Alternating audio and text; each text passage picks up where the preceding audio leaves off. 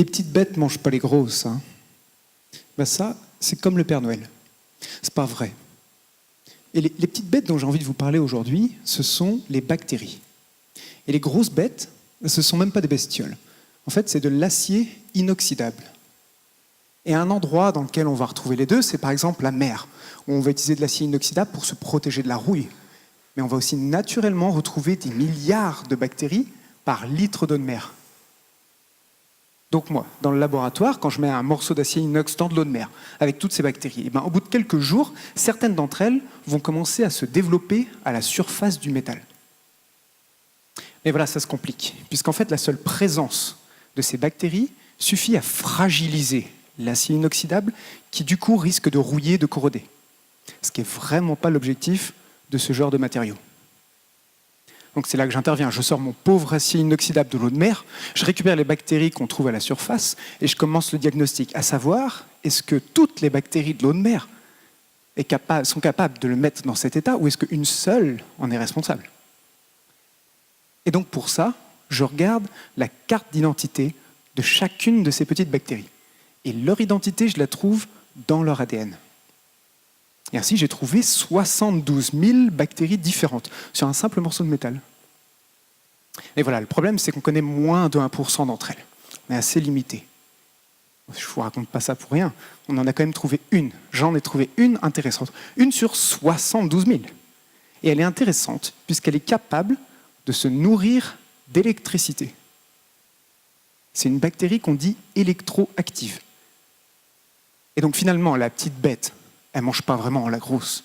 Mais en se nourrissant d'électricité, eh ben, elle serait capable de changer les propriétés de l'acier inoxydable qui, du coup, risquerait de corroder. Donc, c'est une bien bonne hypothèse jusque-là, mais ce n'est pas le tout de savoir qu'une telle bactérie est présente. Il faut savoir ce qu'elle fait vraiment. L'ADN, ça a des limites. Par exemple, si vous prenez mon ADN, mon génome, vous y trouverez tous les gènes pour courir un marathon. Et j'ai déjà couru 5 km une fois.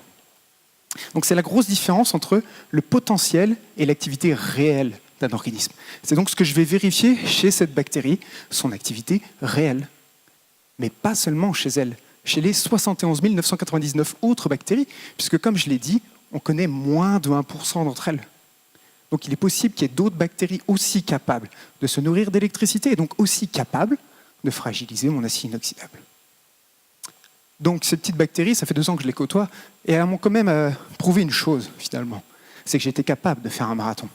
Sauf que mon marathon à moi, c'est ma thèse. Merci. Florian Trégodet. Ça va, Florian? Ça va. Bon.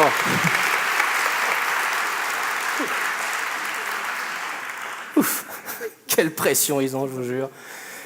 Ah là là, bon, on parle quand même 30 secondes pour parler de cette thèse CIFRE que tu mènes, parce qu'elle est financée dans ce cadre-là. Tu travailles avec quelle entreprise? Avec l'Institut de la corrosion. Qui fait quoi? Qui est experte en corrosion, expertise, projet, ce genre de choses, donc rien à voir avec mon domaine. Mais par cette collaboration, on apporte quelque chose qui n'existe quasiment pas dans la littérature, donc c'est top. Et donc tu partages ton temps entre cet institut et puis mon labo de microbio. Ouais, c'est ça, je partage entre les deux. Pourquoi tu fais de la recherche, toi? Est-ce que c'est un hasard, une rencontre, quelque chose qui vient de plus loin? J'ai pas vraiment choisi parce que je me suis jamais vu faire autre chose. Quand j'étais petit, c'était faire scientifique et tout, mais un jour on m'a dit c'est de la recherche, donc je fais de la recherche. Tout petit déjà, tu te voyais Ouais, j'ai jamais vu autre chose pour l'instant. En train de faire de la recherche. Bon, écoute, on est également très heureux de t'avoir avec nous, Florian Trégodet, donc de l'Université de Bretagne occidentale. Il était là ce soir pour vous parler de sa thèse aussi.